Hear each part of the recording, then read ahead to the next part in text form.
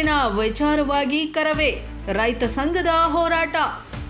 ಮೂಡಿಗೆರೆ ಪಟ್ಟಣದ ತಾಲೂಕು ಕಚೇರಿ ಎದುರು ಶುಕ್ರವಾರ ಕರವೇ ಹಾಗೂ ರೈತ ಸಂಘದ ನೇತೃತ್ವದಲ್ಲಿ ಪ್ರತಿಭಟನೆ ನಡೆಯಿತು. ಪ್ರತಿಭಟನಾಕಾರರು ತಹಸೀಲ್ದಾರ್ ಎಸ್ ಅಶ್ವಿನಿ ಅವರಿಗೆ ಮನವಿ ಸಲ್ಲಿಸಿ ರಾಜ್ಯದಲ್ಲಿ ನೀರಿನ ಅಭಾವವಿರುವ ಹಿನ್ನೆಲೆಯಲ್ಲಿ ಯಾವುದೇ ಕಾರಣಕ್ಕೂ ತಮಿಳುನಾಡಿಗೆ ಕಾವೇರಿ ನೀರನ್ನು ಬಿಡುಗಡೆ ಮಾಡಬಾರದು ಎಂದು ಒತ್ತಾಯಿಸಿದರು. ಕಾವೇರಿ ನೀರು ತಮಿಳುನಾಡಿಗೆ ಬಿಡುವ ಬಗ್ಗೆ ಈ ಮೇಲ್ಕಂಡ ವಿಷಯ ಸಂಬಂಧಿಸಿದಂತೆ ಕಾವೇರಿ ಮತ್ತು ಗೊರೂರು ಡ್ಯಾಂ ಮಲೆನಾಡಿನಲ್ಲಿ ಮಳೆ ಇಲ್ಲದೆ ಬರಗಾಲ ಎದುರಾಗಿದೆ ಹಾಗೂ ಈ ಸಮಯಕ್ಕೆ 200 ಇಂಚು ಮಳೆಯಾಗುವ ಪ್ರದೇಶದಲ್ಲಿ ಈಗ 40 ಹಾಗೂ 50 ಇಂಚು ಮಳೆಯಾಗಿದೆ. ಆದ್ದರಿಂದ ತಮಿಳುನಾಡಿಗೆ ನೀರು ಬಿಟ್ಟರೆ ಕುಡಿಯಲು ತೊಂದರೆ ಹಾಗೂ ಬೆಳೆ ಬೆಳೆಯಲು ತೊಂದರೆ ಆಗುವುದರಿಂದ ತಮಿಳುನಾಡಿಗೆ ನೀರು ಬಿಡುವುದನ್ನು ಕೂಡಲೇ ನಿಲ್ಲಿಸಬೇಕು. ನಮ್ಮಲ್ಲಿ ವಿನಂತಿ. ಚಳುವಳಿ ಮುಖಾಂತರ ಮುಖ್ಯಮಂತ್ರಿಗಳಿಗೆ ಮನವಿ ಪತ್ರವನ್ನು ಸಲ್ಲಿಸುತ್ತಿದ್ದೇವೆ. ಈ ವೇಳೆ ಮಾತನಾಡಿದ ರೈತ ಸಂಘದ ತಾಲೂಕು ಅಧ್ಯಕ್ಷ ಡಿಆರ್ ಪುಟ್ಟಸ್ವಾಮಿಗೌಡ, ಈ ಬಾರಿ ಮಲೆನಾಡು ಭಾಗದಲ್ಲಿ ನಿರೀಕ್ಷಿತ ಪ್ರಮಾಣದಲ್ಲಿ ಮಳೆಯಾಗಿಲ್ಲ.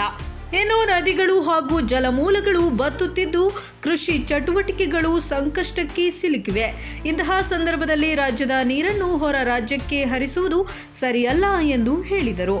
ರೈತ ಸಂಘದ ಮುಖಂಡರಾದ ರಾಜು ಮಾತನಾಡಿ, ರಕ್ತವನ್ನು ಕೊಟ್ಟೆವು, ಕಾವೇರಿ ನೀರು ಬಿಡುವುದಿಲ್ಲ. ರೈತರ ಸಮಸ್ಯೆಯನ್ನು ಸರ್ಕಾರ ಕೂಡಲೇ ಪರಿಗಣನೆಗೆ ತೆಗೆದುಕೊಳ್ಳಬೇಕು. ಇಲ್ಲದಿದ್ದರೆ ಮುಂದಿನ ದಿನ ಉಗ್ರವಾದ ಹೋರಾಟ ಮಾಡಬೇಕಾಗುತ್ತದೆ ಎಂದು ತಿಳಿಸಿದರು.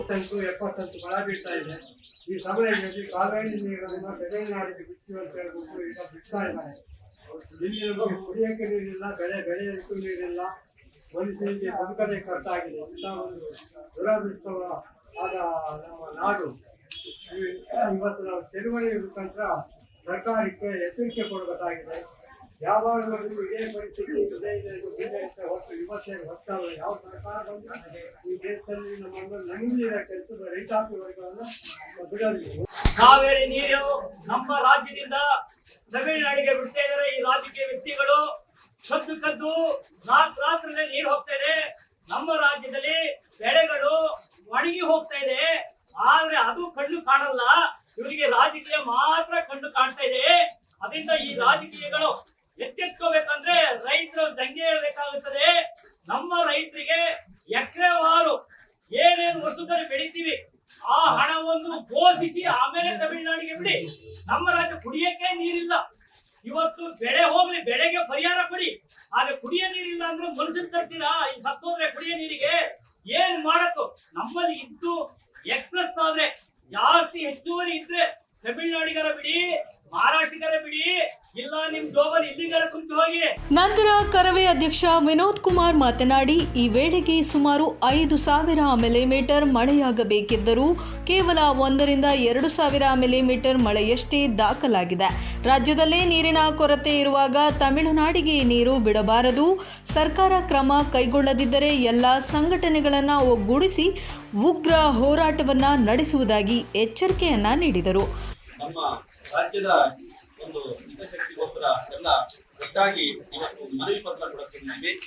ತಮಿಳುನಾಡಿನ ನೀರಿನ ಬಿಡುವಂತ ಒಂದು ವ್ಯವಸ್ಥೆ ತುಂಬಾ ಅನ್ಯಾಯ ಆಗ್ತಾ ಇದೆ ನಮ್ಮ ರಾಜ್ಯಕ್ಕೆ. ಈಗಿನ ಸಮಯದಲ್ಲಿ ಮಳೆಯ ಅಭಾವ ತುಂಬಾ ಕಮ್ಮಿ ಇದೆ. ಎಲ್ಲರೂ ಹೇಳಿದಾಗೆ 300 ಇಂಚು 400 ಇಂಚು ಮಳೆ ಆಗೋ ಜಾಗದಲ್ಲಿ 60 ಇಂಚು ಆಗಿಲ್ಲ ಮಳೆ. ಇಲ್ಲಿ ಅಂತಲ್ಲ, ನಮ್ಮ ಮಲೆನಾಡಿಲ್ಲ ಅಂತಲ್ಲ, ಎಲ್ಲ ನಮ್ಮ ರಾಜ್ಯದಲ್ಲೇ ಮಳೆ ಅಭಾವ ತುಂಬಾ ಕಮ್ಮಿ ಇದೆ.